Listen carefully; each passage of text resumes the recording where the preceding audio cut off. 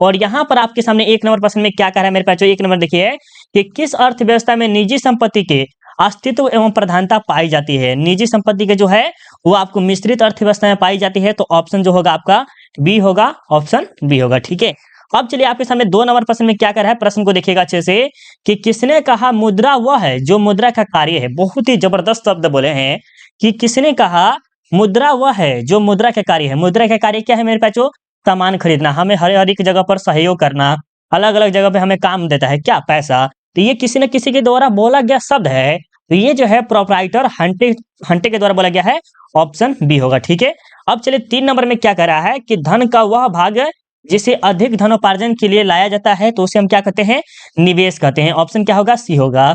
और अगले वीडियो में हम उत्पादन बता देते हैं, लेकिन ये नहीं होगा। ठीक है, उत्पादन नहीं होगा, हम अगले वीडियो में बता देते हैं, लेकिन ये नहीं होगा।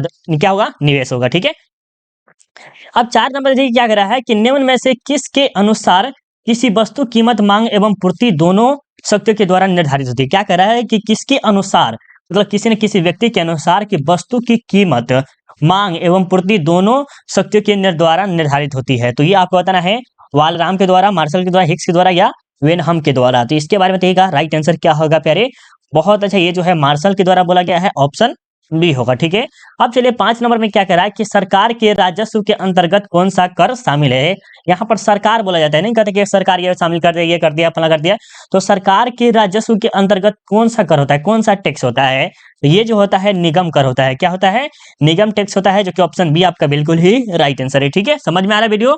चलिए अब आगे देखते हैं, यहाँ पर आपके सामने 6 नंबर में क्या कह रहा है कि एक व्यावसायिक बैंक का लटपट कितने भागों में बांटा गया है। देखिए क्या कह रहा है कि एक व्यवसायी बैंक का तलपट कितने भागों में बांटा गया है, ये आपको बताना है 5, 3, 2 या 4 भागों में। तो फटाफट बताइएगा, बहुत अच्छे जबरदस्त, 3 भागों में बांटे गए हैं मेरे प्यारे बच्चों, कितने, 3 भागों में। 7 नंबर देखिए क्या कह रहे हैं कि निम्न में से किस अर्थव्यवस्था में कीमत एवं नियोजित तांत्रिक मिलकर केंद्रित समस्याओं का समाधान किया जाता है। तो ये किसमें किया जाता है मेरे प्यारे बच्चों, तो ये जो किया जाता है मिश्रित में। किसमें, मिश्रित में। किस अर्थव्यवस्था में कीमत और नियोजित तांत्रिक मिलकर केंद्रीय समस्या का समाधान करते हैं, तो वो जो है मिश्रित में करते हैं। ठीक है, याद रखिएगा। अब देखिए आपके सामने 8 नंबर प्रश्न में क्या कह रहा है कि उदासीन वक्र विश्लेषण का प्रतिपादन किसके द्वारा हुआ है। उदासीन वक्र जो है, तो जो विश्लेषण का प्रतिपादन किसने किया था वो आपको बताना है। तो वो जो हमारे के हैं हिग्स एवं एलेन के हैं, ऑप्शन बी होगा। क्या होगा, हिग्स एवं एलेन, जो कि ऑप्शन बी आपका राइट आंसर होगा। ठीक है, 9 नंबर देखिए क्या करें कि स्टेट बैंक ऑफ इंडिया का पहला नाम क्या था। मतलब कि स्टेट बैंक इंडिया का जो पहले नाम था वो क्या नाम था। तो इसका जो नाम था इंपीरियल बैंक। क्या नाम था, इंपीरियल बैंक, जो कि ऑप्शन ए होगा। क्या होगा, इंपीरियल बैंक था, ऑप्शन ए आपका राइट आंसर होगा। 10 नंबर देखिए क्या करें कि निम्नलिखित में से किस क्षेत्र क्षेत्र भारत की राष्ट्रीय आय में अधिकतम सहयोग देता है। क्या करें कि निम्नलिखित में से किस क्षेत्र भारत की राष्ट्रीय आय में अधिकतम सहयोग देता है, तो सेवाएं, व्यापार, कृषि या व्यापार। क्या कह रहा है, इस प्रश्न को समझने वाला है, लॉजिक बहुत ही जबरदस्त है, समझाते हैं आपको तब आपको समझ में आ जाएगा कि निम्नलिखित में से क्षेत्र भारत की राष्ट्रीय आय में अधिकतम सहयोग करता है। मतलब कि भारत की जो राष्ट्रीय आय है उसमें अधिकतम सहयोग करता है, तो वो कौन सा क्षेत्र है। तो आप सबको पता होगा कि ये जो है कृषि क्षेत्र है। कौन सा है, कृषि क्षेत्र, ऑप्शन सी होगा। देश में कितने राज्य वित्त निगम है, देश में कितने राज्य वित्त निगम है, तो ये टोटल 18 है, ऑप्शन ए होगा। समष्टि स्तर पर निर्णय कौन लेता है, समष्टि स्तर पर निर्णय कौन लेता है मेरे बच्चों, फॉर्म लेते हैं, ऑप्शन बी आपका राइट आंसर होगा। 13 नंबर देखिए क्या कर रहा है कि the general theory of parliament interest and money पुस्तक किसने लिखा। बहुत ही जबरदस्त प्रश्न है, इस प्रश्न को आप जरूर याद कर लीजिएगा। ये जो बोला गया है किसके द्वारा, ये बोला है जे.एस. केन्स के द्वारा, जे.एस. केन्स के द्वारा, जो कि ऑप्शन सी होगा। क्या होगा, ऑप्शन सी होगा। 14 नंबर में देखिए क्या करें कि राष्ट्रीय आय की गणना में निम्न में से किस से बचाना चाहिए। देखिए राष्ट्रीय आय की गणना में निम्न में से किस से बचना चाहिए, तो जो है बहुत गणना से, एकल गणना से, दोहरी गणना से, या इनमें से कोई नहीं। तो आपको पता होगा भारत में दोहरी नागरिकता भी नहीं है, तो दोहरी गणना से बचना चाहिए। ठीक है, सी होगा। अब देखिए 15 नंबर में क्या क्या है कि अर्थव्यवस्था को वर्गीकृत किया जा सकता है, अर्थव्यवस्था को वर्गीकृत किया जा सकता है पूंजीवादी या बाजार अर्थव्यवस्था के रूप में, मिश्रित अर्थव्यवस्था के रूप में, केंद्रीय नियोजित या समाजवादी अर्थव्यवस्था के रूप में, या इनमें से सभी। तो 15 नंबर का बताइएगा राइट आंसर क्या होगा। बहुत अच्छे मेरे बच्चों, ये जो आपका राइट आंसर क्या होगा, डी होगा। क्या होगा, डी होगा, याद रखिएगा। ठीक है, अब आगे चले, आगे चलते हैं। हाँ ये सही है। अब 16 नंबर प्रश्न देखिए क्या कह रहा है, 16 नंबर प्रश्न को देखिएगा अच्छे से और इसका उत्तर देने की कोशिश कीजिएगा। कह रहा है कि निम्न में से किस अर्थव्यवस्था निजी क्षेत्र एवं सार्वजनिक क्षेत्र दोनों का अस्तित्व होता है। निजी क्षेत्र का भी होता है और सार्वजनिक क्षेत्र का भी होता है। तो ये किस में होता है? मिश्रित में होता है। इसमें सरकार भी होते हैं और पूंजीपति व देश भी होता है। तो ऑप्शन जो आपका राइट आंसर क्या होगा? सी होगा। 17 नंबर देखिए क्या करें कि जब कुल उपयोगिता अधिकतम होता है तब सीमांत उपयोगिता क्या होता है? जब कुल उपयोगिता अधिकतम होता है, जब सीमांत उपयोगिता क्या होते हैं? शून्य होती है। क्या होती है? शून्य होती है। मांग के नियम वक्त करता है, मांग के नियम वक्त करता है, तो इसके बारे में बताना है क्या होगा राइट आंसर। वस्तु की कीमत तथा मांगी नई मात्रा के बीच का संबंध है, जो कि ऑप्शन क्या होगा? ये होगा। क्या होगा? ऑप्शन ए होगा। ठीक है, याद रखिएगा। अब देखिए 19 नंबर में क्या कहता है? स्थता वक्र का सिद्धांत किसने प्रतिपादित किया था? तो वो जो है किसने किया था मेरे पास? जो सैमुअलसन, जो कि ऑप्शन क्या होगा? डी होगा। याद रखिए। तटस्थता वक्र सुझाव दे होता है, तटस्थता वक्र सुझाव होता है, तो किसका होता है? 20 नंबर का बताइएगा। बिल्कुल, ये जो होता है बाएं से दाएं की ओर होता है। ऑप्शन ए होगा। तटस्थता वक्र विश्लेषण किस आधार पर आधारित होता है? तो ये जो है मेरे पास किसके क्रमगत माप में होता है। ऑप्शन बी होगा।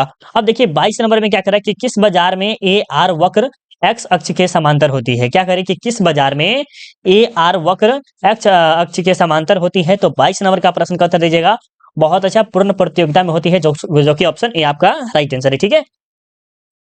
अब देखिए 23 नंबर में क्या करा है कि निम्न में से किसने कीमत निर्धारित प्रक्रिया में समय तत्व का विचार प्रस्तुत किया है? तो ये जो है किसने किया था मेरे बच्चों? मार्शल किए थे। ऑप्शन सी होगा।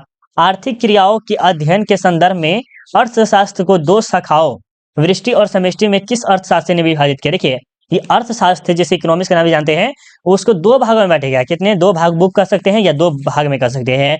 तो इसका नाम क्या है? एक नाम है वृष्टि, एक का नाम है समष्टि। दो भागों में विभाजित किए थे, वो कौन किए थे ये आपको बताना है। 24 नंबर का बहुत बढ़िया रेगनर फ्रिज किए हैं, जो कि रेगनर फ्रिज, जो कि ऑप्शन क्या होगा? सी होगा। सॉरी, डी नहीं, सी होगा।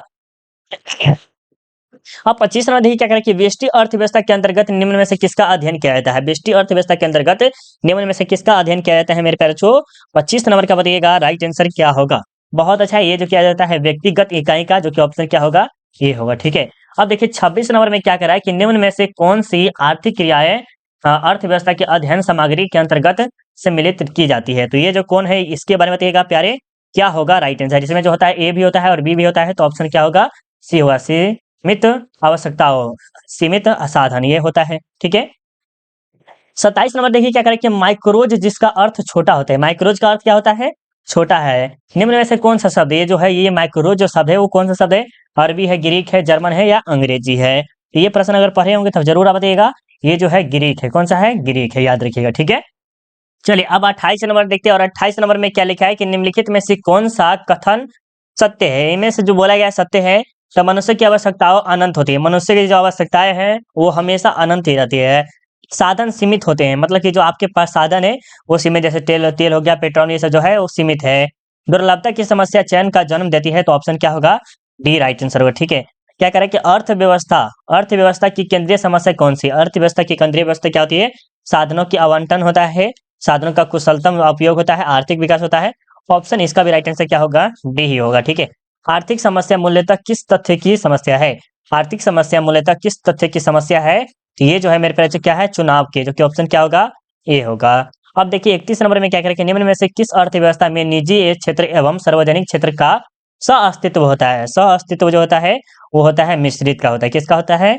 मिश्रित का होता है। एक समाजवादी अर्थव्यवस्था का मूल्य उद्देश्य होता है। एक समाजवादी अर्थव्यवस्था का मूल्य उद्देश्य क्या होता है प्यारे?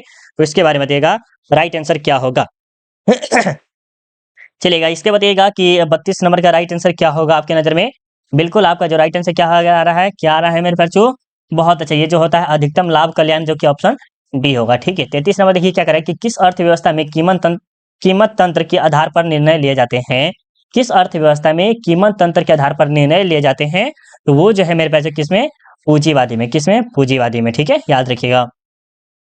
उत्पादन संभावना वक्र है। उत्पादन संभावना वक्र जो होता है अक्ष की ओर नतोदार होती है। ऑप्शन ये होगा। क्या होगा? ऑप्शन ए होगा। उस वक्र का नाम बताए जो आर्थिक समस्या दर्शाता है। उस वक्र का नाम बताए जो आर्थिक समस्या को दर्शाता है। तो वो जो वक्र होता है कौन सा वक्र होता है मेरे पास? जो उत्पादन संभावना वक्र होता है, जो कि ऑप्शन क्या होगा? डी होगा। उत्पादन के निम्न में से कौन से साधन है? तो इसमें भूमि होना चाहिए, श्रम होना चाहिए, पूंजी है, इनमें से सभी होना चाहिए, इनमें से सभी होना चाहिए। राइट आंसर क्या होना चाहिए, इनमें से कुछ छूटा हुआ है, इनमें से सभी, ठीक है। क्योंकि देखिए उत्पादन के नियम में होना चाहिए, भूमि जरूरी है, श्रम भी किसानों सन होना है, पूंजी भी होना जरूरी है, तीनों की तीनों आवश्यकता है, तो ऑप्शन क्या होगा, डी होगा, इनमें से सभी होगा, ठीक है। अब चलिए 37 नंबर देखिए क्या करा है कि किसने कहा कि अर्थशास्त्र धन का विज्ञान है, किसने कहा कि अर्थशास्त्र जो है वो धन का विज्ञान है, तो वो जो है किसके द्वारा बोला गया है मेरे प्यारे, तो ये जो है आपको बोला गया है एडम स्मिथ के द्वारा बोला गया है, ऑप्शन सी होगा, क्या होगा, एडम स्मिथ। अर्थशास्त्र चयन का तर्कशास्त्र है, किसने कहा, अर्थशास्त्र चयन का तर्कशास्त्र है, किसने कहा था मेरे बच्चों, तो ये जो है रॉबिन्स कहा था, ऑप्शन सी होगा, क्या होगा, ऑप्शन सी होगा। व्यष्टि अर्थशास्त्र में सम्मिलित होती है, व्यष्टि अर्थशास्त्र में सम्मिलित होती है, तो इसमें जो होती है कौन शामिल होती है मेरे बच्चे, व्यक्तिगत इकाई होती है, क्या होती है, व्यक्तिगत इकाई होती है, छोटे छोटे इकाई होते हैं, व्यक्तिगत मूल्य निर्धारण होते हैं, इनमें से जो राइट आंसर क्या होगा, डी होगा, क्या होगा, डी होगा, ठीक है। अब देखिए यहाँ पर 40 नंबर में क्या करा कि अर्थशास्त्र के जनक कौन है, अर्थशास्त्र के जनक कौन थे मेरे प्यारे बच्चों, तो इसके बारे में बताइएगा कि अर्थशास्त्र के जनक कौन है, तो ये जो आपको पता होगा एडम स्मिथ है, इसके पिता भी जानते होंगे आप सब, इसी को कहा जाता है, राइट। अब देखिए 41 नंबर में क्या करा कि अर्थशास्त्र की कल्याण संबंधी परिभाषा के जन्मदाता थे, अर्थशास्त्र की कल्याण संबंधी परिभाषा के जन्मदाता कौन थे, 41 नंबर का बताइएगा राइट आंसर क्या होगा प्यारे, फटाफट कमेंट करके बताइएगा क्या होगा। बहुत अच्छा, ये जो है मार्शल जी है, ऑप्शन बी होगा, ठीक है। सबसे पहले माइक्रोज शब्द का प्रयोग करने वाले व्यक्ति कौन थे, माइक्रोज का अर्थ क्या होता है, छोटा होता है, और इसका जो प्रयोग किए थे सबसे पहले वो कौन के थे, मार्शल के थे, कौन के थे, मार्शल के थे। अब देखिए 43 नंबर में कि किसके अनुसार अर्थशास्त्र मानव कल्याण का विज्ञान है, किसके अनुसार अर्थशास्त्र जो है मानव विज्ञान का कल्याण है, तो ये जो है किसके द्वारा बोला गया है मेरे बच्चों, तो ये आपको फटाफट बताना है किसके द्वारा बोला गया है। चलिए यहाँ पर रेगनर की फीस होगा मेरे बच्चों, यहाँ पर ये होगा, ठीक है, अगर मिस्टेक कर देते डी होगा आपका राइट आंसर था, सुधार लीजिएगा। यहाँ पर जो होगा ए मार्शल होगा, जो कि ऑप्शन ए होगा 43 नंबर का, ठीक है। 44 नंबर देखिए क्या करें कि निम्नलिखित में से कौन कौन उत्पत्ति का साधन नहीं है, मतलब उत्पादन करने का कोई साधन नहीं है, तो भूमि हुई है, श्रम भी है, मुद्रा भी है, लेकिन पूंजी होगा या नहीं होगा, या मुद्रा होगा नहीं है, इसमें आपको बताना है कौन, मुद्रा नहीं है, क्या है, मुद्रा नहीं है, अभी अभी जस्ट आपको पढ़ाए थे, भूमि जरूरी है, श्रम भी जरूरत है, और पूंजी भी जरूरत है, मुद्रा की कोई जरूरत नहीं है उत्पादन के लिए है। अर्थव्यवस्था की केंद्रीय समस्या क्या है, अर्थव्यवस्था की केंद्रीय समस्या है कि क्या उत्पादन हो, कैसा उत्पादन हो, उत्पादित वस्तु का विवरण कैसा हो, ये सभी के सभी होते हैं, तो ऑप्शन क्या होगा, डी होगा। उपभोक्ता व्यवहार का अध्ययन किया जाता है, उपभोक्ता व्यवहार का अध्ययन किया जाता है मेरे बच्चों, तो किसमें किया जाता है, इसके बाद 46 नंबर का दिएगा, बहुत इसका जो राइट आंसर क्या होगा, सूक्ष्म अर्थव्यवस्था में होता है, जो कि ऑप्शन ए हुआ, ठीक है। 47 नंबर देखिए क्या करें कि उपयोगिता का गणनावाचक सिद्धांत निम्न में से किसने प्रस्तुत किया, उपयोगिता का गणनावाचक सिद्धांत निम्न में से किसने प्रस्तुत किया है, तो ये जो बताइएगा किसने किया है, फटाफट बताइएगा राइट आंसर क्या होगा। बहुत अच्छा मेरे प्यारे, इसका बताइएगा। चलिए बिल्कुल इसका जो राइट आंसर क्या होगा, हाँ चलिए बहुत अच्छा, इसका जो राइट आंसर क्या होगा, मार्शल होगा, या पिगू होगा, या हिक्स होगा, या सिमुलेशन होगा, ठीक है। इसका राइट आंसर मार्शल होगा, याद रखिएगा। अब यहाँ पर नहीं है। गोसेन का प्रथम नियम निम्न में से कौन सा है, गोसेन का प्रथम नियम कौन सा है मेरे प्यारे, ये जो है आपका सीमांत उपयोगिता ह्रास नियम है, कौन है, सीमांत उपयोगिता ह्रास नियम है। 50 नंबर की रिजर्व बैंक ऑफ इंडिया की स्थापना कभी थी, तो इसका कमेंट आप करके बताएंगे 50 में पता है कि नहीं पता आपको। अब आपको चाहिए पीडीएफ, किसके लिए, प्रैक्टिस के लिए, तो पीडीएफ आपको फ्री में मिल रहा है, और पीडीएफ आपको थोड़ा सा कष्ट करना पड़ेगा। सिंपली आपको देखिए लाइक नहीं किया, पहले लाइक भी कर दीजिएगा, ठीक है, लाइक भी कर दीजिएगा, जब तक हम आपको बता रहे तब तक आप लाइक कर दीजिए। गूगल पे जाना है, ठीक है, आपको गूगल पे जाना है, इस प्रकार आपको गूगल आएगा, गूगल पे सर्च कीजिएगा सेल्फ स्टडी, क्या सर्च कीजिएगा मेरे प्यारे, self study Kundan Kumar search कीजिएगा, उसके जस्ट नीचे आइएगा तो यहाँ पर क्लिक कीजिएगा, उसके नीचे क्लिक करने के बाद यहाँ पर देखिएगा तो आपको इकोनॉमिक्स का मिलेगा, लेकिन यहाँ पर खोजने में आप बहुत ज्यादा टाइम लग जाएगा। उससे मेरा एक यहाँ पर आपको साइड में सर्च का ऑप्शन दिखाई दे रहा है, क्या है, साइड में सर्च का ऑप्शन दिखाई दे रहा है, और यहाँ पर सर्च कीजिए इकोनॉमिक्स, इकोनॉमिक्स थोड़ा सा ठीक से लिखिएगा, तब आपको आएगा, नहीं तो नहीं आएगा, इकोनॉमिक्स लिख के सर्च कीजिएगा।